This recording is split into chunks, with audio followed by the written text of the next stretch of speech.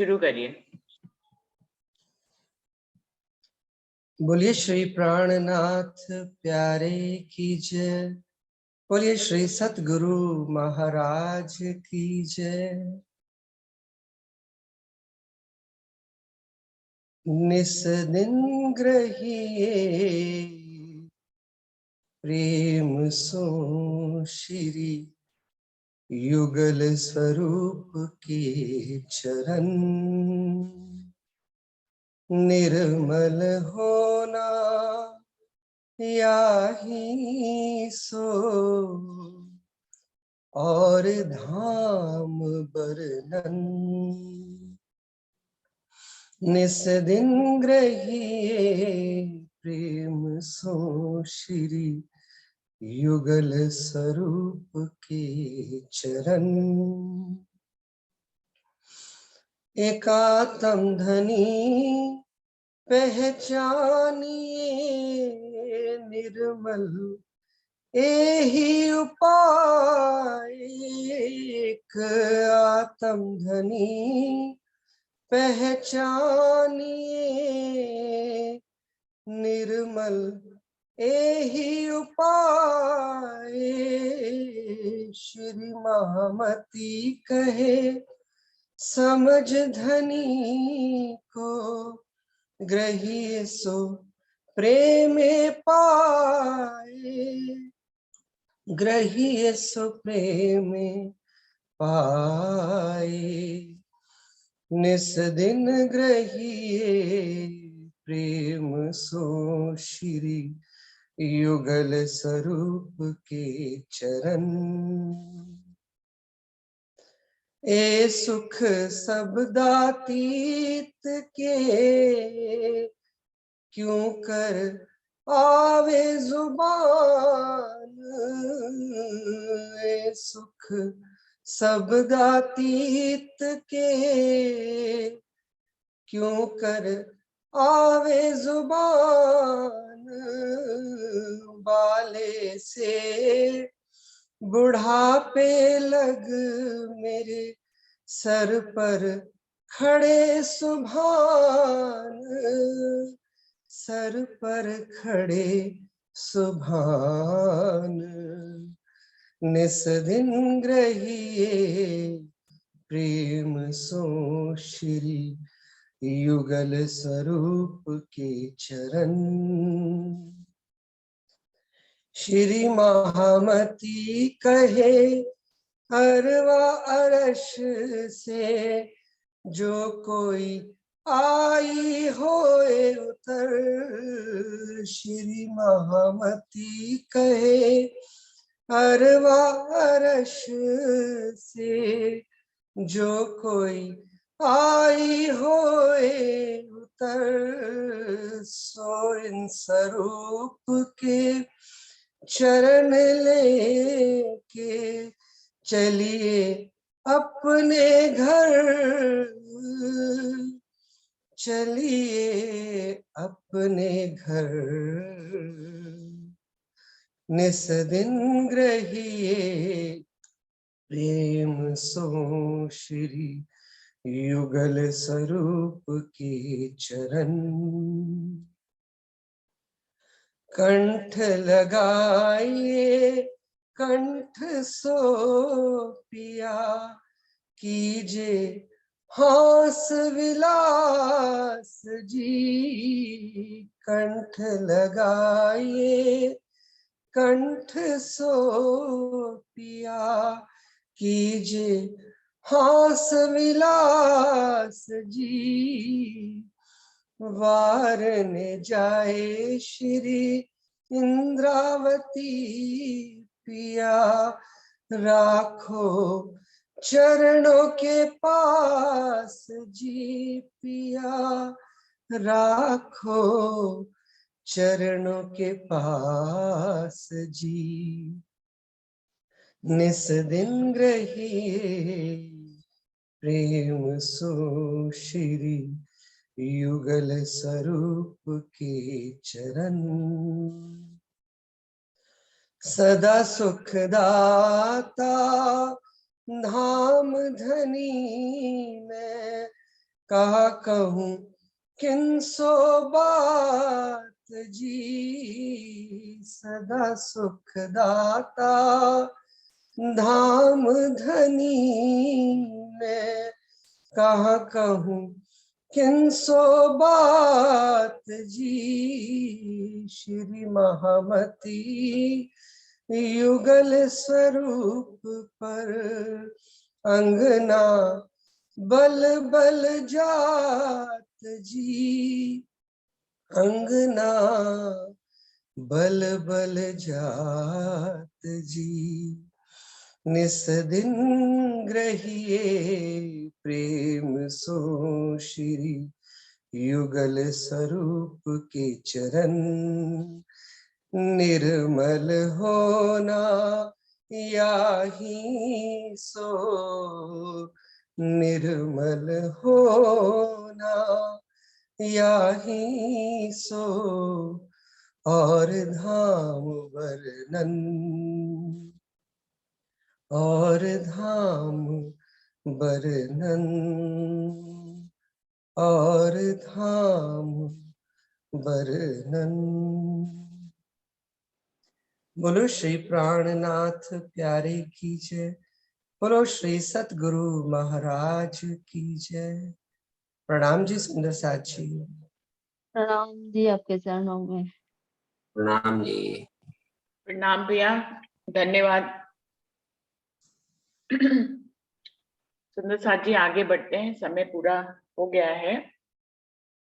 प्रथम लागू दुई चरण को, धनिये न छुड़ाइयो खीन, लाख तली लालेड़िया मेरे जीव के ही जीवन, इन पाँव तले पड़ी रहूं, धनी नजर खोलो बातून, पलना वालू निरखु नेत्रे मेरे जीव के एही जीवन, मेरे जीव के एही जीवन। बोलिए श्री प्राणनाथ प्यारे की जय, बोलिए श्री सद्गुरु महाराज की जय।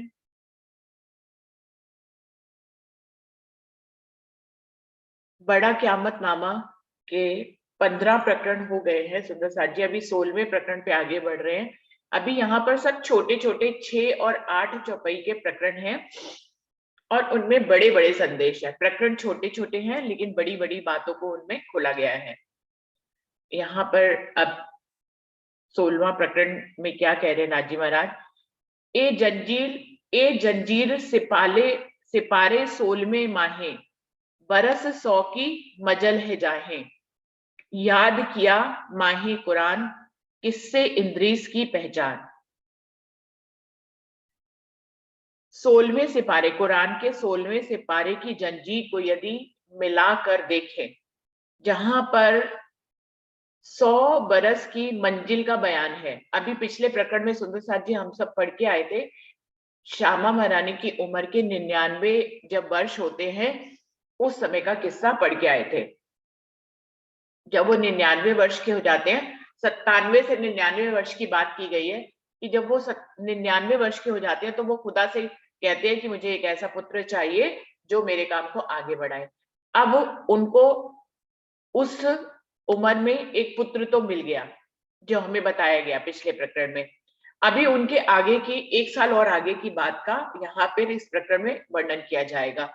तो कह रहे 16वें सिपारे में जब 100 बरस की मंजिल का बयान है। अब हमें इसका मतलब मिलाना पड़ेगा, श्यामा महारानी की उम्र 100 वर्ष की यहाँ पे हो गई और ये दूसरे तन की बात हो रही है, यानी कि महराज ठाकुर के समय की बात हो रही है।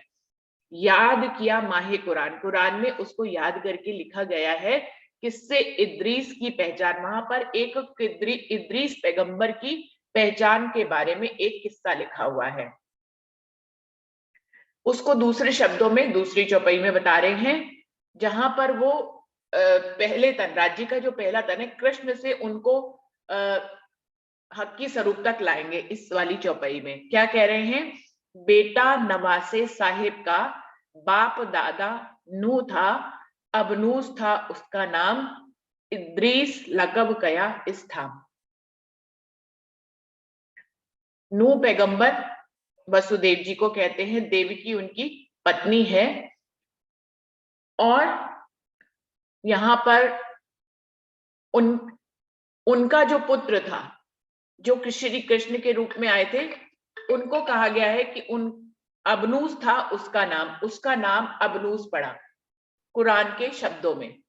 इद्रीस लकब कया इस्थाम, वही स्वरूप यानी कि परमात्मा का वही स्वरूप जब हक्की स्वरूप के रूप में आके विराजमान हुए।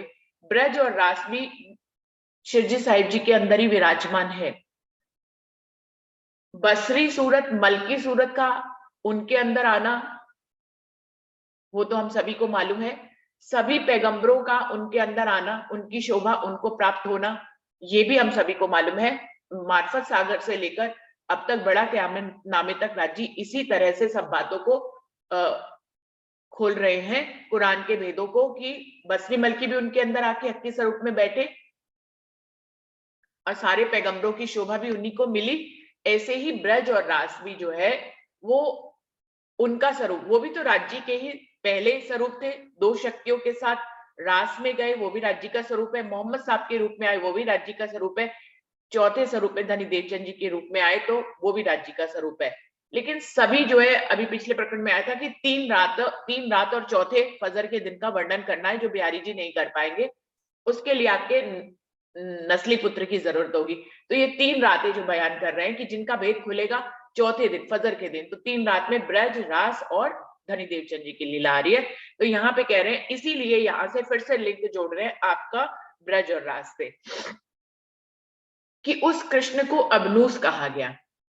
इद्रीस लकब कया इस्लाम, लेकिन जब वही स्वरूप हक्की स्वरूप में आकर मिला और जब श्यामा मरानी के 100 वर्ष व्यतीत हो गए, तब जो स्वरूप कहा तो महराज ठाकुर जी को रहा है, हक्की स्वरूप को कहा जा रहा है, लेकिन उम्र जो ली जा रही है वो 100 वर्ष की धनी देवचंद जी के जन्म से ली जा रही है।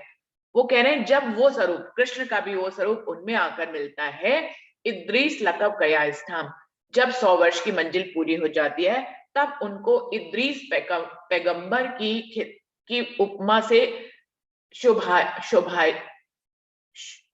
शोभायमान किया गया। तो अब इद्रीस कौन थे, उनके बारे में वो अगली चौपाई में बता रहे हैं। ए लकब दिया है साच कारण, मालूम हुआ वास्ते इन, अव्वल खतियों लिखा कलाम, नजूम दर्जी पना किया इस्लाम। जो इद्रीस पैगंबर थे वो दर्जी थे, और उन्होंने बड़ी महारत हासिल थी उनको अपने काम में, कि वो कुछ भी करते थे, कोई भी चीज को वेस्ट नहीं करते थे, उससे कुछ ना कुछ सुंदर रूप धारण कर देते थे कपड़ों का। तो उसी में ही लिखा है कि उन्होंने जो भी कटिंग के छोटे छोटे कपड़े बचते थे, वो उन छोटे छोटे टुकड़ों से उन्होंने एक बहुत ही सुंदर चादर, जिसके बारे में सोचा भी नहीं जा सकता था, उन कतरनों से ऐसा कुछ बन सकता है, ऐसा कोई सोच भी नहीं सकता था, ऐसा काम इद्रीस जी ने किया। वो दर्जी थे, उन्होंने उन छोटे छोटे टुकड़ों से को जोड़कर एक सुंदर चादर बनाई, जो कि देखने में बहुत सुंदर थी और बहुत उपयोगी थी। तो इसी भाव को आगे चौपाइयों में दर्शाया जाएगा।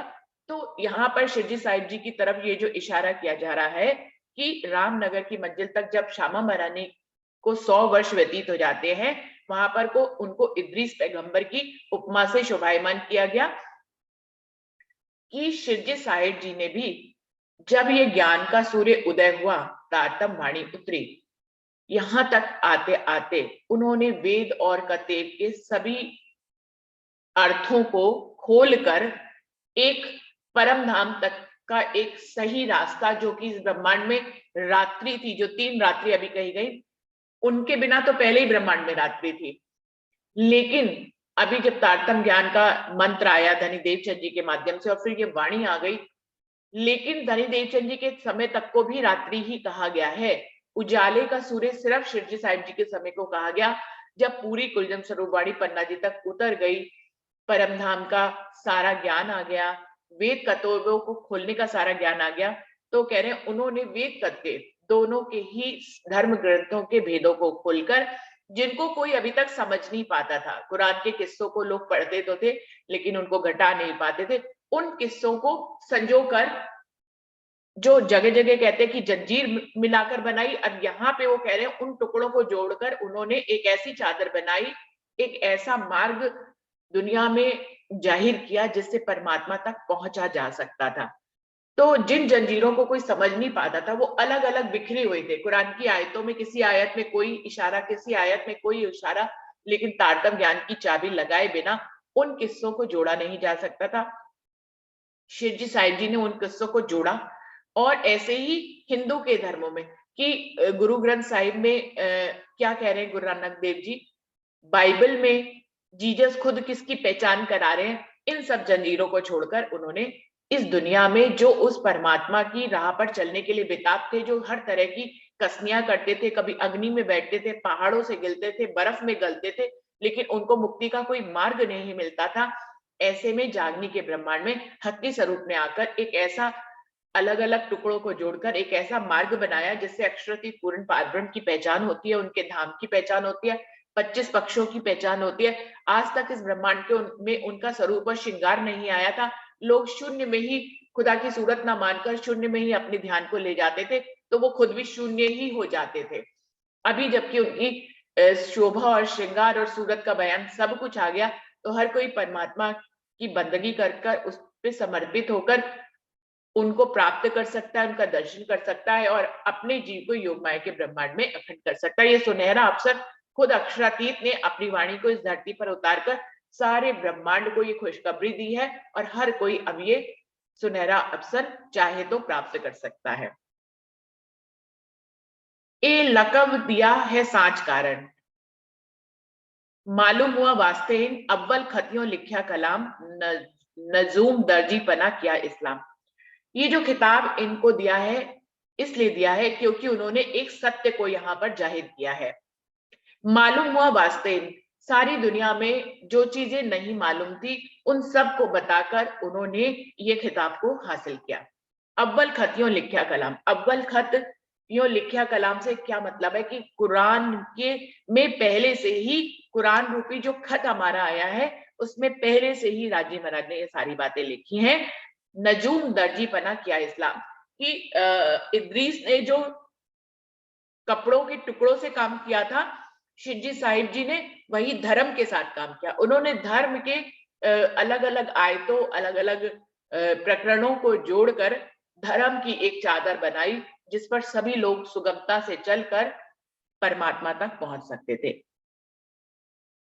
30 बरख हुए नाजल, ऊपर जामे कहे असल, बीच किताब ल्याए इद्रीस, पीछे आदम के 100 बरिस। यहाँ पर पूरा स्पष्ट कर दिया, पीछे आदम के 100 बरिस। आदम किसको कहा जाता है? धनी देवचंद जी को। उनके जब 100 वर्ष व्यतीत हो गए तब इद्रीस का खिताब उनको मिला और 30 बरख हुए नाजल, उनको 30 प्रकरणों वाली सनंद ग्रंथ उनके ऊपर राजी ने अपनी मेहर से उतारी, जिससे उन्हें हिंदू पक्ष से वो चल रहे थे अब उनके अंदर कतेब पक्ष भी शामिल हो गया।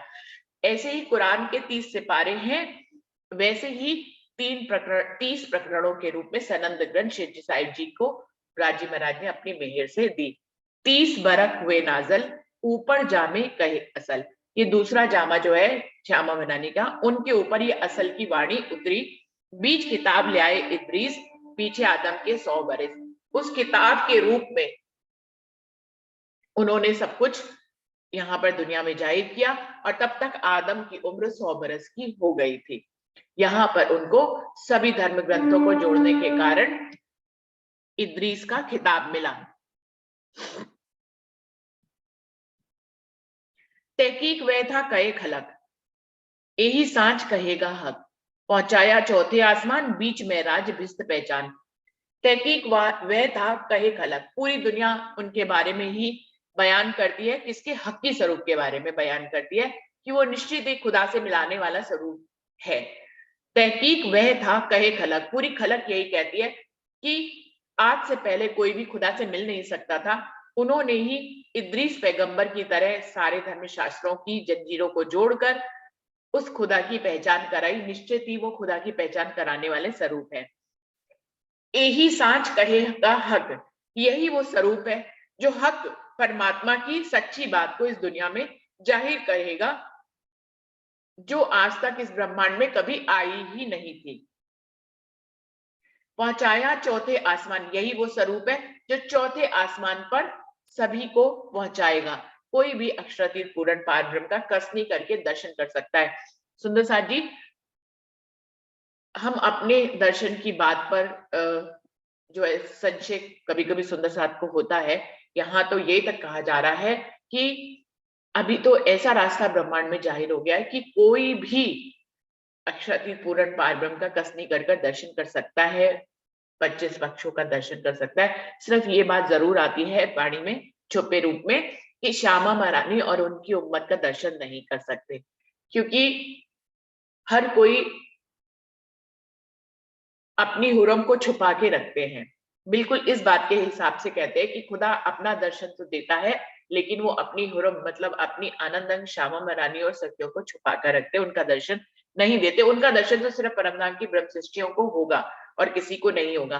तो कोई संशय वाली बात ही नहीं है। पूरे ब्रह्मांड तक जो है राजी महाराज का दर्शन कर सकता है। और ये बात सत्य भी है।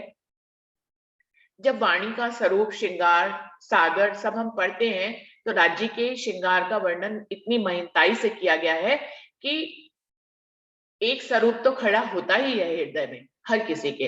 अब चाहे वो जीव सृष्टि हो, ईश्वर सृष्टि हो या ब्रह्म सृष्टि हो, ब्रह्म सृष्टि का उसमें प्रेम भी शामिल हो जाता है तो स्वरूप और नूरी रूप में उनके हृदय में उतरता है। लेकिन कोई जीव सृष्टि भी श्रृंगार को पढ़कर, सागर को पढ़कर राज्य महाराज के स्वरूप श्रृंगार को जान सकते हैं और उनको अपने हृदय में ज्ञान के माध्यम से तो जरूर ही दे सकती है। पैगंबर की वो कह रहे पहुंचाया चौथे आसमान, पूरी दुनिया उन्होंने ही ब्रह्म सृष्टियों को चौथे आसमान परमधाम तक पहुंचाया। बीच में राज भिस्त पहचान, और भिस्त भी यहाँ पर परमधाम को ही कह रहे हैं। दर्शनों से परमधाम के 25 पक्षों और परमधाम तक राज्य महाराज ने सबको पहुंचाया। पैगंबर की दरगाह साबित रसूल इद्रीस फुरमाए मिले इत। खुद खुदा ने अपनी दरगाह को इन पैगंबर के माध्यम से साबित कर दिया। क्या कहने का मतलब है कि खुद खुदा ने इद्रीस पैगंबर के उपमा वाले शिरजी साहिब जी के माध्यम से अपनी दरगाह यानी अपने परमधाम को साबित कर दिया, सभी धर्म शास्त्रों के जंजीरों को मिलाकर। रसूल इद्रीस फुरमाए मिले इत। कुरान में रसूल साहब और इद्रीस पैगंबर, रसूल साहब तो है ही है राज्य का स्वरूप, और इद्रीस पैगंबर की जो महिमा कुरान में गाई गई है वो सभी आकर इनमें आकर मिल गए हैं हक की स्वरूप में। 16वां प्रकरण में इस प्रकार का 100 वर्ष की मजल का बयान किया गया है जो यहाँ पे पूरा होता है। अभी 7वें प्रकरण पे चल रहे हैं। क्या कह रहे हैं आगे इसी बात को, कया आम से पारे माही 11 सदी लिखी है जाहे, हुकुम हादी के खोलो इसारत, पाइये कौल जाहिर कयामत। आम सिपारा, कुरान का जो 30वां सिपारा है उसको आम सिपारा कहते हैं। वहां पर 11वीं सदी के बारे में बड़ा स्पष्ट रूप से लिखा हुआ है। क्या लिखा हुआ है, हुकुम हादी के खोलो इसारत, पाइये कौल जाहिर क़यामत। महाराजा छत्रसाल जी कह रहे हैं हम हादी के हुक्म से मैं उस इशारत को जो 30 आम सिपारे में लिखी है जहां पर 11वीं सदी का वर्णन है, उसकी इशारत को मैं खोलकर आपको बताता हूँ। पाइये कौल जाहिर क़यामत, वहां पर कयामत का किस्सा जाहिर करके लिखा हुआ है। दावा हुआ हजरत के सेती, एक करार बांध्या सरत एती, नाम हजरत के सेहर कही, 11 गिरे रस्सी पर दई। दावा हुआ हजरत के सेती, इसका क्या मतलब है कि मोहम्मद रसूल साहब जैसे जो भी स्वरूप राज्य का आता है वो आता तो तन के रूप में है, तो उसमें तन के भाव भी शामिल तो होते ही है। राज्य को तो अपने हर स्वरूप में राज्य का जो आवेश स्वरूप है उनको तो सब प्लानिंग पहले से ही पता होती है। लेकिन फिर भी जैसे धनी देवचंद जी को जागनी के बारे में नहीं पता था कि जागनी उनसे नहीं होगी, हाँ, लेकिन उन्होंने अर्जी जरूर करी कि जागनी मुझसे हो, तो उनकी इस अर्जी को कबूल किया गया। भले चाहे उनके तन से ना कराई, लेकिन उनको उनके दूसरे तन को उन्हीं की शोभा श्यामा बनाने की देकर सब कुछ जाहिर कराया। बिल्कुल ऐसे ही हजरत के लिए कह रहे हैं, रसूल साहब ने भी ये चाहा था कि कयामत के भेद उनसे ही खुले। अब वो कयामत की छुपी बातों को उनसे कुरान में लिखाया जा रहा था, तो ये भाव उनके अंदर भी आया कि कयामत की बातों को इशारों में मुझसे लिखाया जा रहा है, लेकिन मुझसे खुलवाया नहीं जा रहा है। मेरे वजूद के माध्यम से। तो वो भी अर्जी करते हैं कि कयामत के उनके दिल में भाव पैदा होता है, ये इच्छा पैदा होती है कि कयामत की भेद मुझसे ही खुलवाई जाए, तो उनकी भी इस इच्छा को पूरा करते हैं। बसरी सूरत को भी हकी स्वरूप में मिलाकर उनको बसरी सूरत उनके अंदर मिल गई, तो वो बसरी स्वरूप भी है। हकी स्वरूप जो है जब सभी उनके अंदर मिले तो बसरी मल की हकी भी वही है। उनके उस इच्छा को पूरा करने के लिए बसरी स्वरूप भी उनके अंदर आए और वहां पर कयामत के निशानों को खोला गया।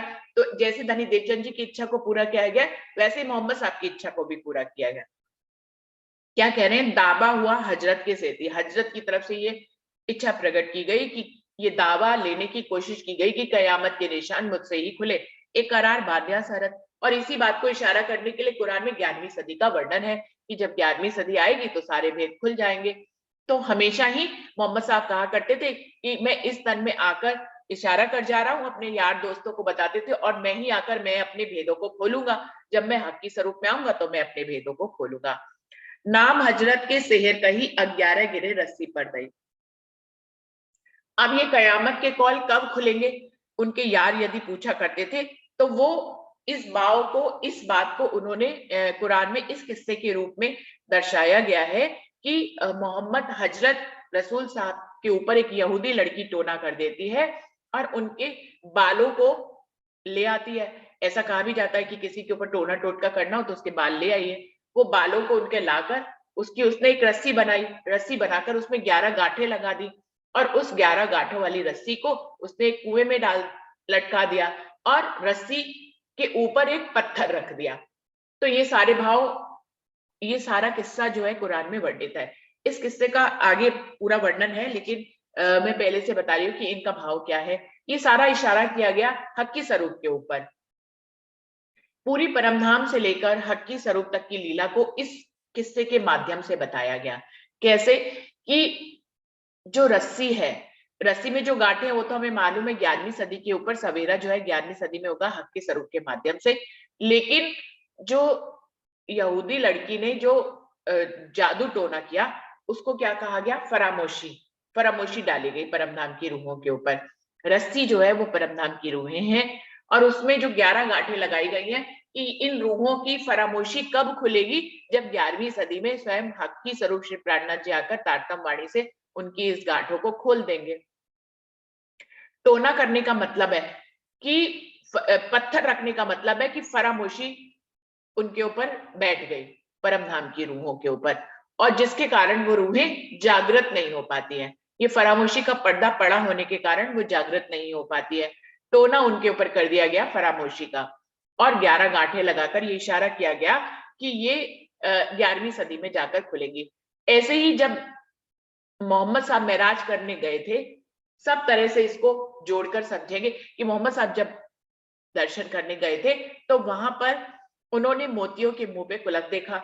तो उन्होंने कहा कि इन सब के ऊपर ये बोल क्यों नहीं रही है। तो राज्य उनको कहते हैं कि ये तेरी उम्मत है, इसने गुनाह किया है खेल मांगने का, इसलिए जब तेरा दिल ही इनकी इन गांठों को खोलेगा, तो तेरा दिल इनकी इन गांठों को खोलेगा। ये क्या मतलब है कि जब तुम अपने तीसरे स्वरूप में आओगे तब ये गांठें अपने आप से खुल जाएंगी। तो कह रहे हैं रस्सी रखी कुएं के माहे, ऊपर पत्थर दिया ताहे, जबराइले कई खबर भेजा अली, कुएं गया उतर। कि रस्सी को में 11 गांठें लगाकर उसको कुएं में डाल दिया, ऊपर से पत्थर रख दिया। जबराइल को ने तब आकर ये खबर रसूल साहब को दी कि तुम्हारे ऊपर तो टोना हो गया है, अब क्या करोगे। तो उन्होंने अपने जो उनके 4 शिष्य थे उसमें से अली को भेजा और अली जो है वो कुएं में उतर गए। अली रस्सी ले आया ऊपर और अली जो है उस रस्सी को ऊपर ले आए। गिरे 11 सदी हुई नजर, जब उसमें 11 गांठें देखी रसूल साहब ने तो उनको 11वीं सदी का ख्याल आ गया। उनको ये अपने दिल में भेद पता लग गया कि 11वीं सदी में सारे भेद खुलेंगे। 11 आयत आई तत्पर भेजी खुदा ने जबराइल खबर। और उस समय जबराइल के माध्यम से खुदा ने 11 आयतों को उस समय भेजा। तो ये पूरा किस्सा जो मैंने पहले सुनाया उसी को ही आगे विस्तार में बता रहे हैं। 11 आयत आई तत्पर भेजी खुदा ने जबराइल पर, जबराइल के माध्यम से उस समय 11 आयतों को भेजा खुदा ने। आवाज नहीं आ रही है दीदी। लेकिन माइक तो मेरा खुला हुआ है। सुंदर साथ जी आवाज नहीं आ रही?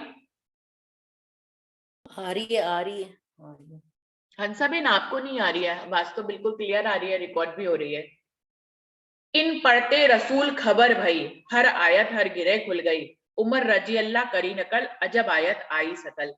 रसूल साहब जब इन आयतों को पढ़ते हैं तो उनको हर आयत हर गिरे खुल गई, हर आयत के साथ उनकी एक एक गांठ खुलती चली जाती है, यानी कि उनकी अंतर्दृष्टि खुल जाती है। 11 गांठें जो लगी हुई हैं वो 11वीं सदी की तरफ इशारा कर रही हैं, लेकिन जो 11 आयतें आई उन हर आयत को पढ़ते ही रसूल साहब को हर एक भेद पता चलता चला गया, उनकी हर गांठ एक एक आयत से एक एक गांठ खुलती चली गई। उमर रजी अल्लाह करी नकल, जब अजब आयत आई सकल। रजी अल्लाह एक और पैगंबर का नाम है, उमर रजी अल्लाह, वो इनको उन्होंने अपनी वाणी में इन आयतों को लिख कर रखा है और उन्होंने कहा है कि ये तो बहुत अजब आयतें हैं, ये सारे भेदों को खोलने वाली आयतें हैं।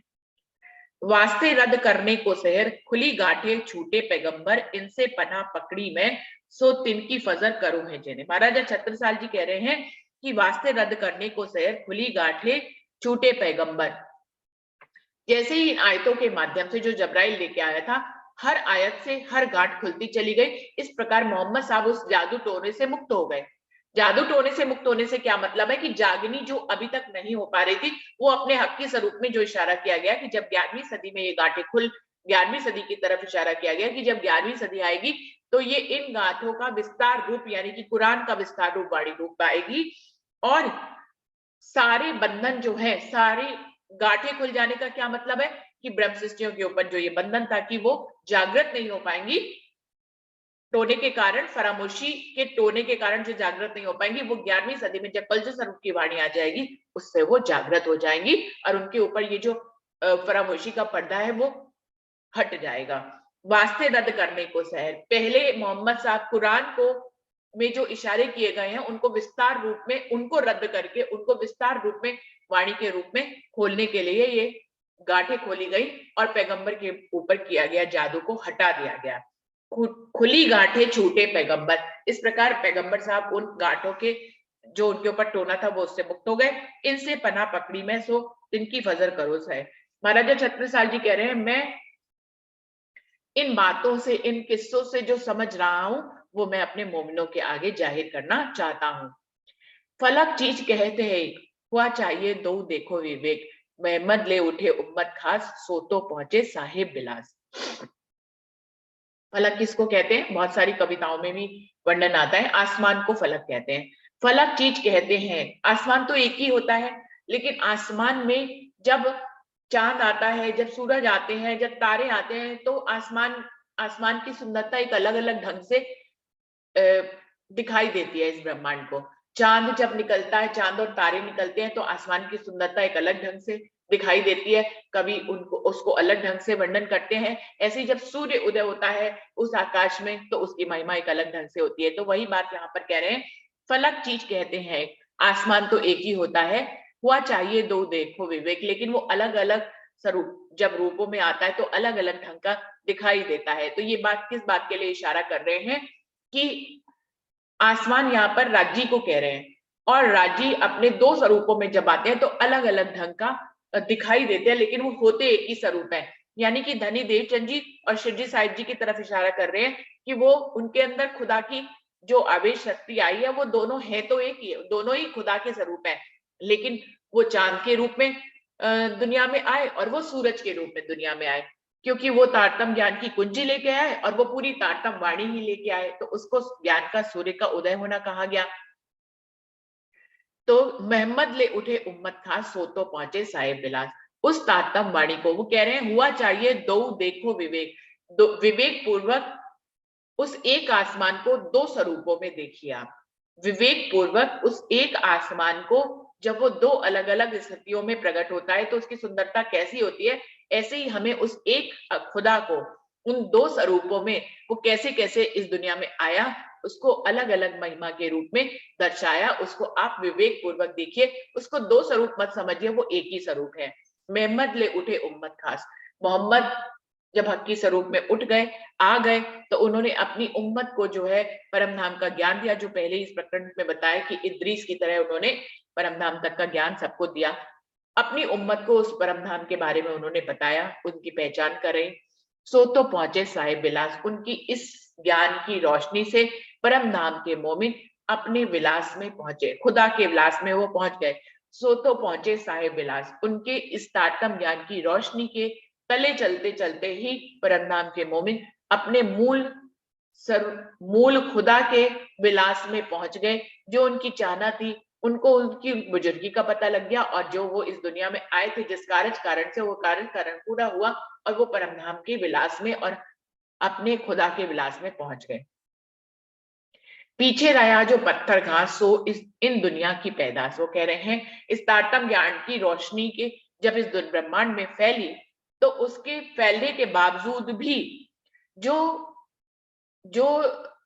लोग इस रोशनी को ग्रहण नहीं कर पाए, इसके अनुसार चल नहीं पाए, उनको तो पत्थर और घास ही कहना चाहिए, और उनको इस दुनिया की पैदाइश ही कहना चाहिए, यानी कि जीव सृष्टि कहना चाहिए, जो विष्णु से पैदा होती है और जिनके दिल पर अबलीस बैठा होता है, अजाजील।